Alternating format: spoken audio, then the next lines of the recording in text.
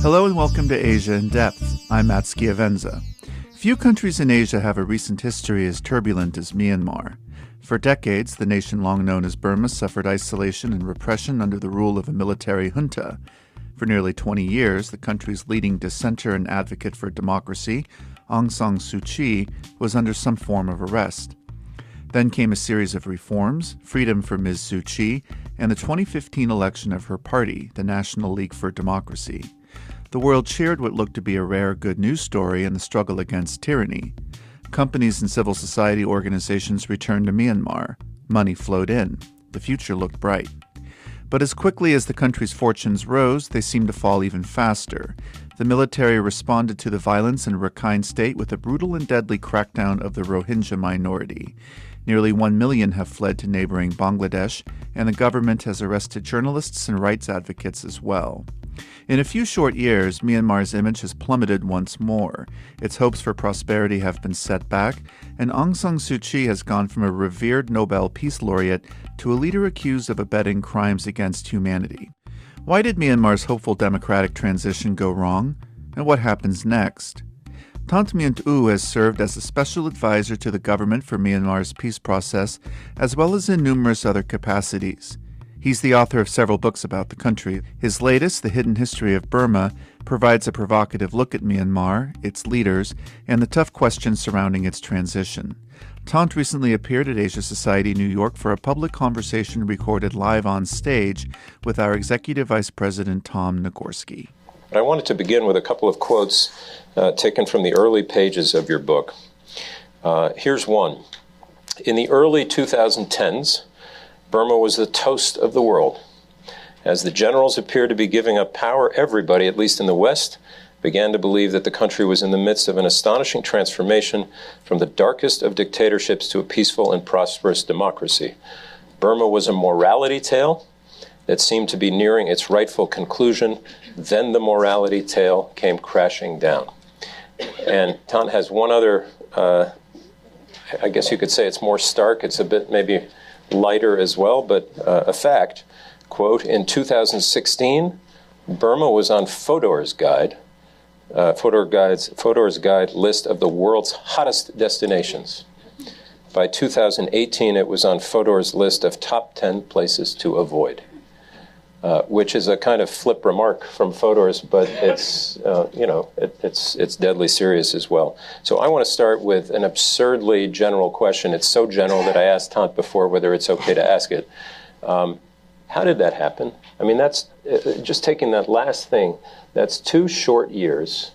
And if you were to pick on a couple of key things in brief that you think are to blame or the causes for that rapid decline in what's happened there, what would you emphasize? In a way, it's an easy question. I mean, from 2016 over the next couple of years, the new government under Aung San Suu Kyi, the NLD government, was disappointing to some people in different ways. Some people were critical of the government's handling of the economy. Some people were critical of the direction of the peace process. But at the same time, on those issues, there were many people who were relieved that Burma was finally coming out of decades of dictatorship or quasi-military government, and were really happy to see the NLD in power. I think it was the Rohingya issue, the violence, the expulsion and movement of hundreds of thousands of people across the international border, live and on television, that changed the image of the country so rapidly over such a short period of time. But going back to that first quote that you mentioned, I guess in a way what I've tried to imply and say in the start of the book is that I think that framing of things was always a bit mistaken. You know, the idea that there had been this miraculous transition, that Burma in 2011, 2012 was on this inevitable path towards peace and prosperity and good government and democracy was always a flawed thing. And I think I started the book with that because I think it was important when I wrote the book in 2017, 2018, to have a more forensic kind of analysis of exactly where we were and what had happened over the previous 10 years. Mm-hmm. Well, when you say flawed assumptions, I'm reminded of something you get at as a key theme in here, but the phrase that I'm about to paraphrase, because I can't quote it exactly, actually came from someone you single out for praise in your book, and there are not that many people you single out for praise, was Ambassador Derek Mitchell, who served after the transition or during the transition for the United States in Burma. And he said that there were way too many people who looked at the country through the prism of the lady and the junta, as in Aung San Suu Kyi and the military regime. And it wasn't that simple. It wasn't that black and white. There's a lot more nuance. I was a journalist. Frankly, I'm totally guilty. And my colleagues, to the extent we even paid attention to the country, were always, So what was wrong with that assumption? What was wrong with that prism that here was seemed an unalloyed, iconic, wonderful pro-democracy figure, and on the other side, the bad guys who were as repressive as almost any regimes in the world? Well, there's nothing wrong with it in the sense that it was inaccurate back in the 1990s, and in a way it was understandable given the record of the military regime up to that point, and the kinds of things that Aung San Suu Kyi and her colleagues were saying and trying to do. But I guess it was always just a very small part of the picture. And I think people never asked themselves back in the 1990s. I mean, we knew in the 1990s that Burma wasn't just a country that was under military dictatorship. It was one of the poorest countries in the world. It was a country in which a very exploitative economic system was emerging. It was a country that was suffering from years of neglect in terms of the education system and the health care system. It was a country that was facing decades, or had faced decades of internal armed conflict.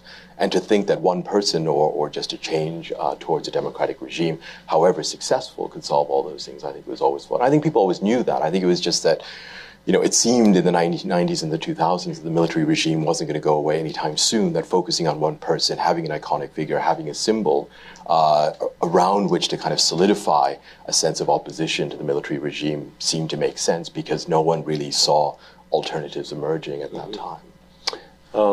I want to get to history a little bit because it's in the title of the book.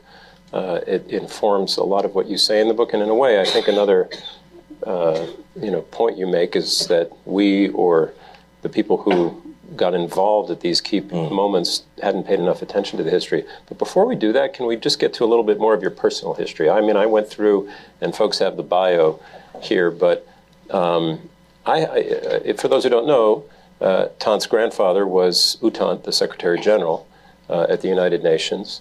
Can you talk about, I think you were 8 years old when you made your first trip to Burma, and you were going to bring the body or accompany the body of your grandfather home, right? Talk a little bit about that. Well, I had never been to Burma at that point, but I spoke Burmese. I lived in a Burmese home here. I lived with my grandparents and my parents. My grandfather had just died. He had retired from the UN a few years before, and we were living out in Harrison in Westchester. And my parents flew back with his remains for burial, and that's when there were demonstrations around his funeral. There were riots then subsequently as well.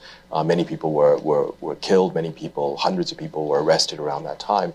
And I don't remember I didn't see all of that myself. I was only 8 years old, almost 9 years old, but it was my first experience in Burma. And so I think both my family history, the things that I heard people around my parents and people around my parents say at that time, my experience in Rangoon in 1974, I think made me feel from a very early age that this was not a good government, and that something that needed to change. And so this idea of Burma being under a government that had really dragged the country down, that was oppressive in many ways, that was violent in many ways, under a dictator at the time, General Ne Win, was something that I remember from not just from when I was 8, but from when I was much younger as well. It's a really vivid part of the book.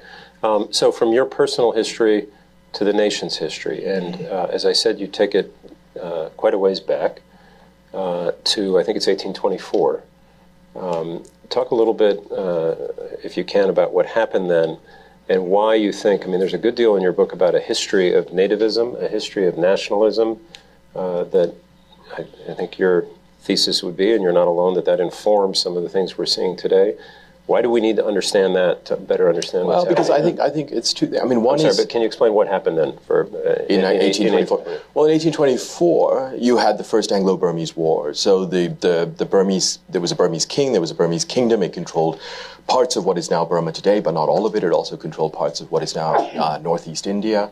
And it went to war with the British East India Company. And after about 18 months of very intense and bloody fighting, it lost that war. And the British began to annex parts of what is today Burma. And after annexing parts of what is today Burma, including Arakan, or what is today Rakhine State, it had a second war in 1852 and then a third war in 1885. And out of those three different wars, it annexed parts of what had been the Burmese king's domains to what became Assam in northeast India, but a lot of it became the new British Burma, which was in that way an amalgam of both places that were under the control of the old Burmese kings, but also places that had never been under the control of any Burmese king. So I think what's important to remember is that Burma is a modern creation. The Burmese state or the Burmese kingdom goes back 1,000 years. I mean, there are different Burmese-speaking kingdoms for 1,000 years, but the Burma with the borders that we have, including Arakan, including the Irrawaddy Valley, including the mountainous areas in which there remains armed conflict on the Chinese border, these were all put together into a British Burma, which then became part of the British Indian Empire. And that birth of Burma under a British military occupation as a racial hierarchy with Europeans at the top, as part of British India, was the creation of this country in the late 19th and early 20th centuries. And in terms of, well, the phrase you just used, racial hierarchy, the word I used, but used it in the book, nativism. Can you tie it a little bit to what you see going on or what we have seen going on today? Because, again, that's a big part of your book. It's a big part of the story right now. I mean, I had not known, I'm not a historian of your country, but you make the case that the seeds of some of the attitudes towards the other were sown a long time ago. Yeah. I mean, Burma was born as part of this particularly exploitative and radical colonial regime.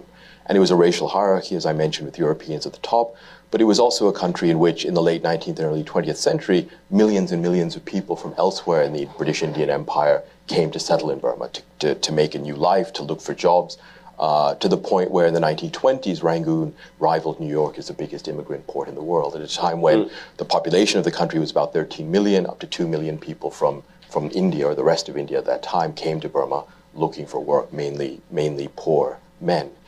And it was okay for a while, there was economic growth and everything else, but by the 1920s you had developed this sort of Burmese identity that was set against this Indian identity. Right. And that was a mix of, I think, people in Burma also feeling anxious, obviously under colonial rule, but seeing this migration of people from outside, from elsewhere, but also married to a kind of colonial ethnography that began in the late 19th century, but certainly by the 1920s, to see people as either indigenous to Burma or as alien to Burma.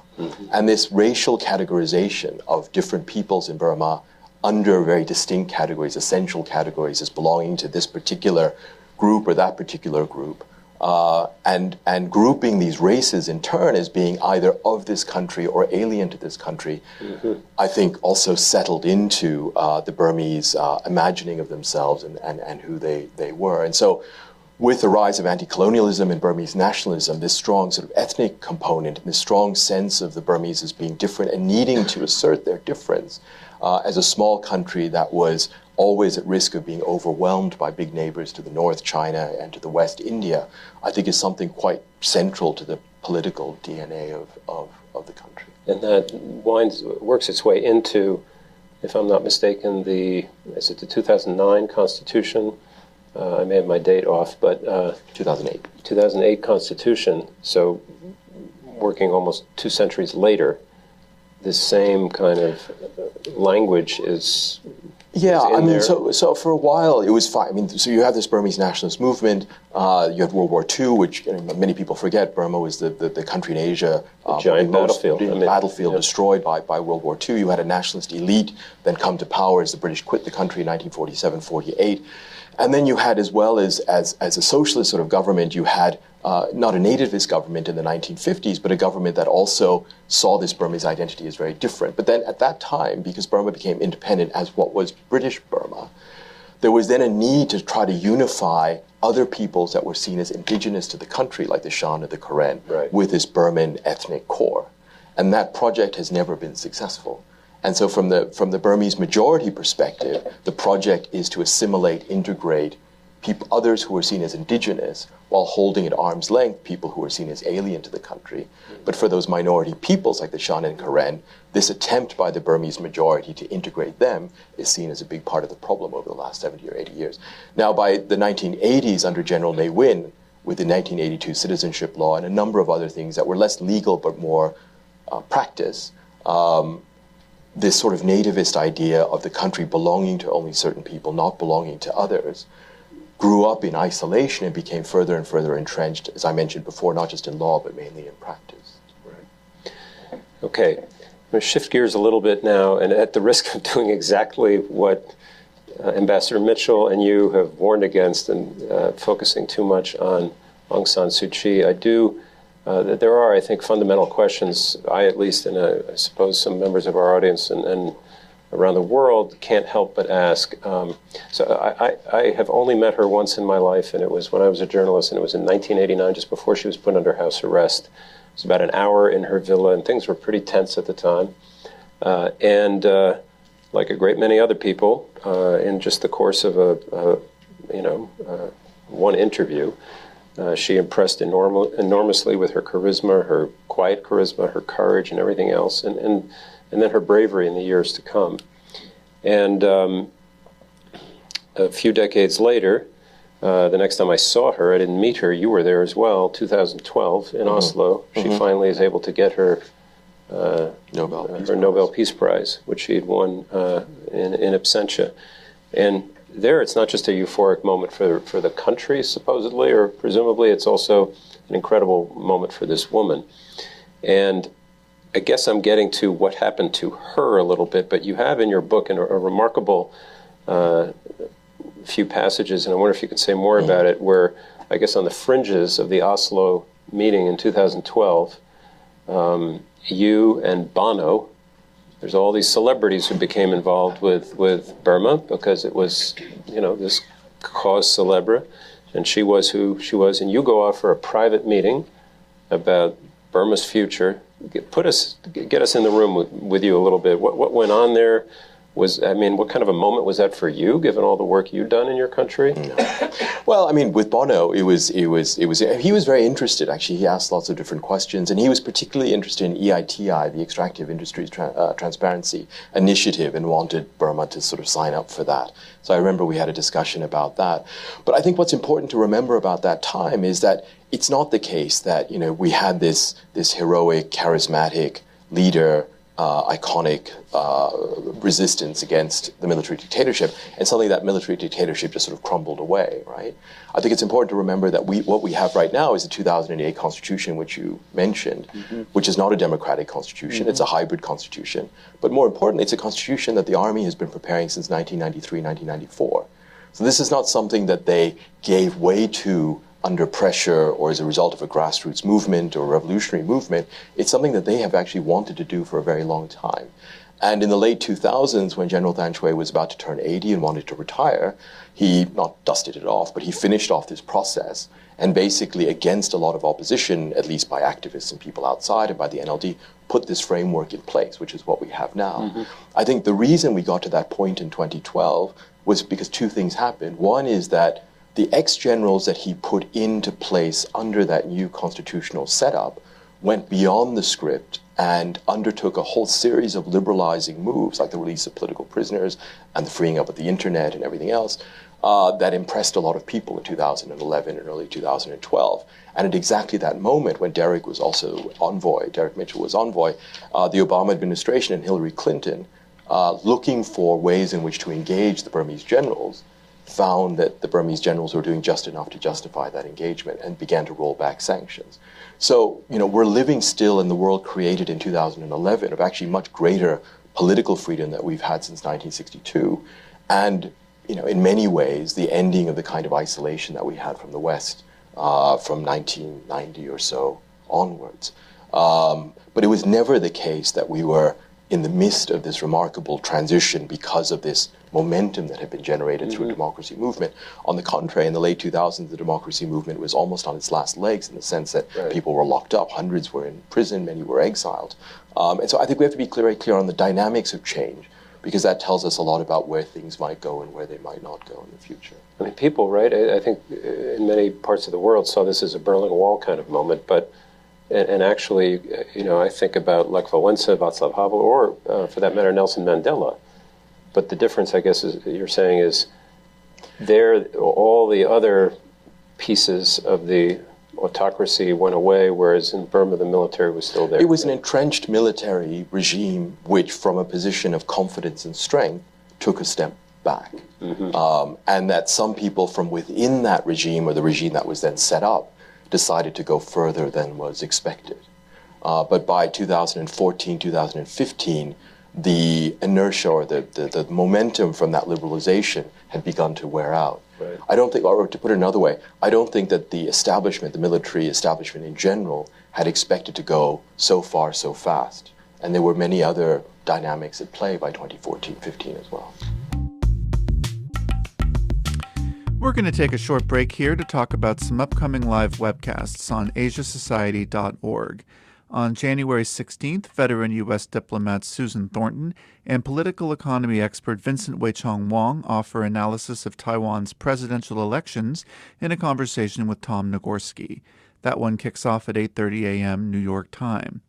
And on January 22nd, our president and CEO Josette Shirin will sit down with Farouk Kathwari, who came to America as an immigrant from Kashmir and became the chairman, president, and CEO of one of America's most iconic companies. That conversation will begin at 6:30 p.m. New York time. You won't want to miss it. As always, you can check out all of our upcoming live webcasts at asiasociety.org/live. That's asiasociety.org/LIVE. And now let's get back to Thant Myint-U and Tom Nagorski. I want to get to that horrible series of events in 2016, but before we do, you personally, in whether it's when you're meeting with Bono and Aung San Suu Kyi or anywhere in that time frame where things were really looking up, how did you feel, given all the work you had done in a whole range of sectors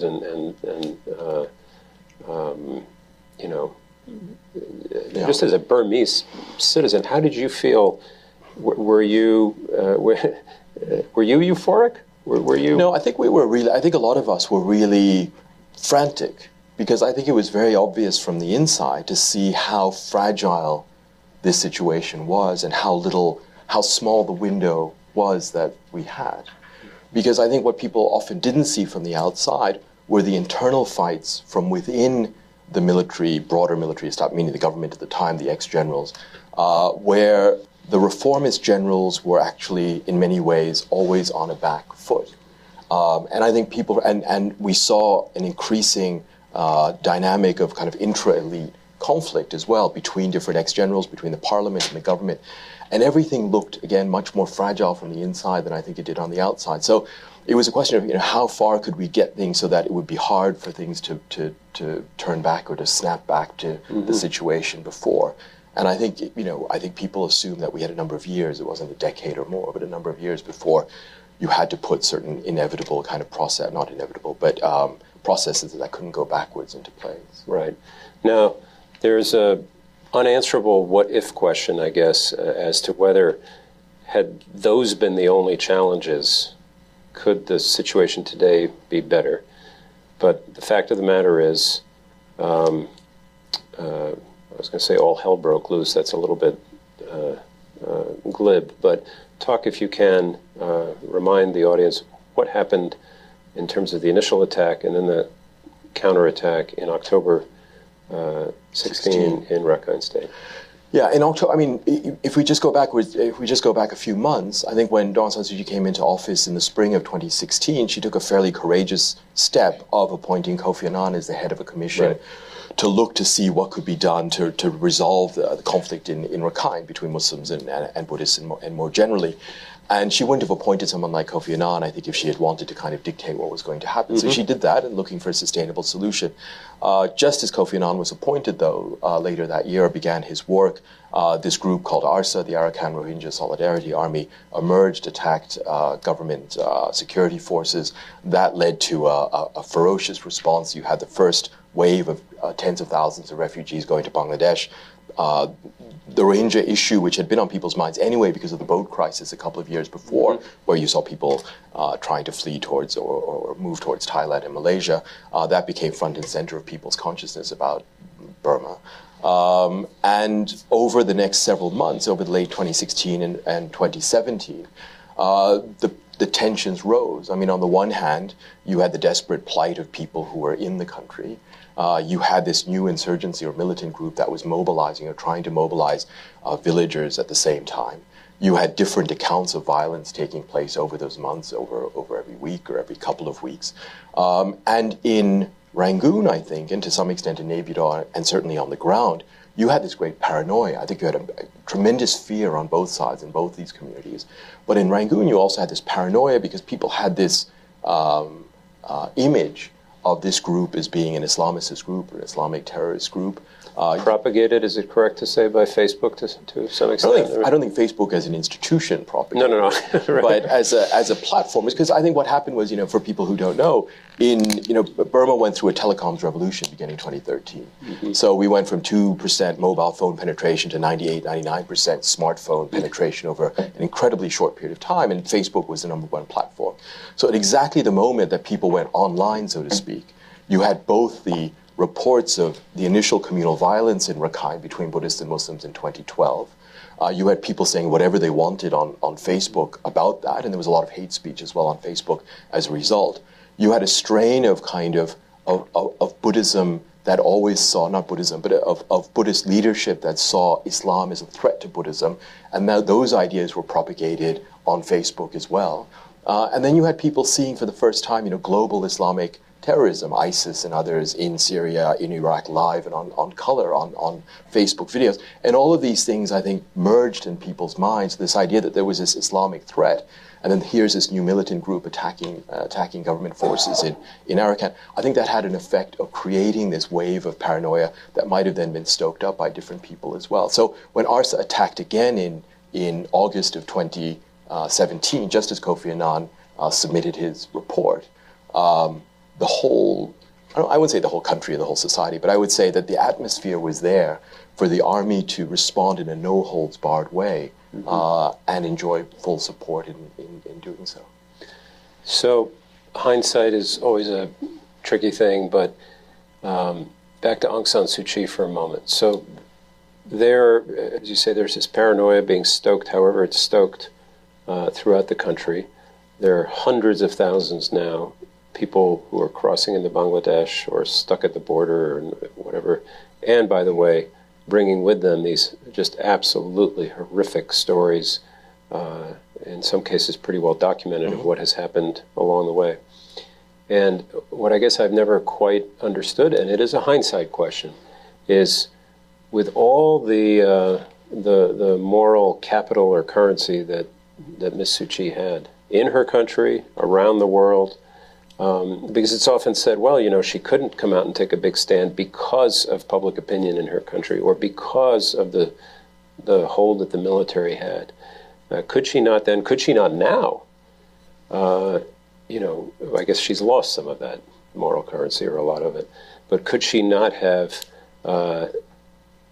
been brave in the way she had been as a dissident and said to her people, yes, we have an issue with this group. Yes, we're not going to condone and sit still when there's all this violence, but we're also not going to condone all this horror that's happening to the Rohingya.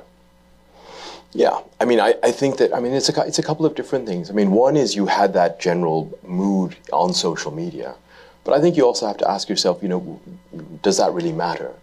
Like I said, social media really matter? No, the sort of mood in social media, how reflective of is it of the rest of the country? Right. I remember also speaking to young Burmese people around that time in 2017 who also said, don't take this too seriously, in the sense that people write all kinds of things on Facebook, comment in all kinds of different ways. It doesn't necessarily represent a depth of feeling. I guess what I'm saying is that I think people's attitudes could still be formed in different ways. Sure.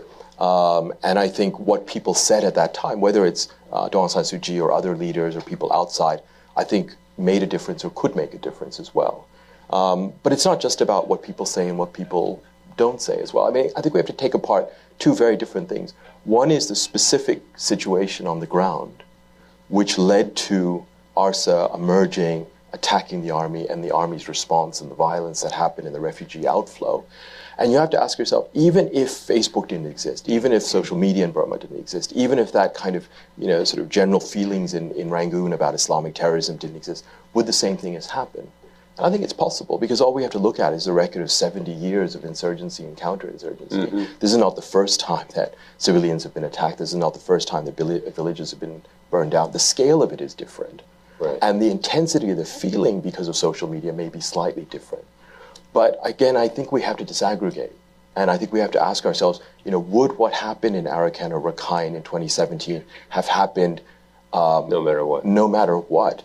And I think the atmosphere that was created by social media did make a difference, but I don't think it was decisive. I think what did also make a difference, and it's harder to say in a way, is that because it was happening in a more democratic space, a competitive political space, mm-hmm. those people, and I'm not saying Daw San Suu Kyi, but across the board, who may have wanted to take risky moves or do things that might have been politically unsavory or unpopular, didn't feel they had the political capital to do that. And that's true of the last government as well, where after the communal violence in 2012, I think a dictatorship might have actually acted in a certain way, but in a more competitive political space, no one also wanted to take the responsibility for taking aggressive moves that might have been unpopular. I guess my question is, if Aung San Suu Kyi, given how revered she was, couldn't take that risk, who could? And again, she had, at least outside her country, but I think within as well, she had built that that capital on the basis of being an incredibly strong moral human being. Sure. But I think we have I think there's a few different things. I mean, one is, what should political leaders be saying in order that feelings of racial or ethnic discrimination, prejudice towards others in society, to the extent that a younger generation grows up with different feelings about others, I think that's one set of issues. Mm-hmm. That's very different from have specific soldiers or army officers been guilty of crimes against humanity, and what kind of accountability is possible, right. And is it even possible in this context in Burma to imagine accountability or any government acting towards achieving accountability? That's different yet again for how do you create the conditions in which refugees might come home or IDPs might be able mm-hmm. to go back to their homes and access health and education. I mean, all of these are very different mm-hmm. political dynamics, or these involve very different political dynamics. What did she wind up doing? Actually, I don't recall, with the recommendations of Kofi Annan's commission. Well, the government has said that they're moving forward on many of these recommendations, but they're moving forward in very partial ways. And I think that's reflective of a number of things. It might be reflective of political will, but it's also reflective of something which I think is really important to understand, which is that, from the outside, because it was a military dictatorship, we assume that it's a very strong state structure that can kind of do whatever it wants. Right. And actually, it's an incredibly weak and fragile state structure where whatever is decided in Naypyidaw actually almost never happens on the ground. So how one actually implements the kinds of recommendations that are in the Kofi Annan report, I'm not saying it's impossible, and I'm not saying they aren't political issues of political will, but I think we have to also realize that there are huge issues in terms of capacity in doing some of these things as well. Now, I don't want to get into all the detail, but Aung San Suu Kyi is not the only one who comes in for criticism in your book. You're pretty withering about the United Nations, about some of the United States. And am I right that basically your point is that so much attention was paid to the idea of fostering and promoting democracy, and on the other side of the ledger, very, very little, relatively speaking, to development, to how this country that was incredibly poor, ethnic conflict all over the place, I mean, is that your...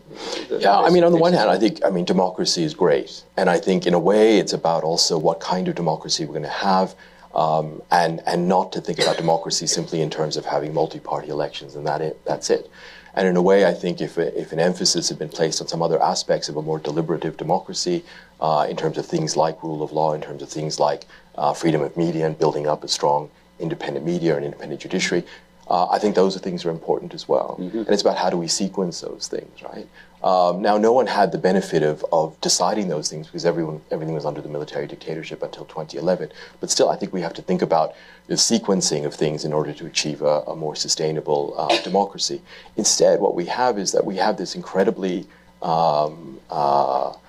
exploitative economic system. And this is what I try to argue in my book, is that people think of the history or the recent political history of Burma in terms of the history of the democracy movement since 1988 and the uprising there.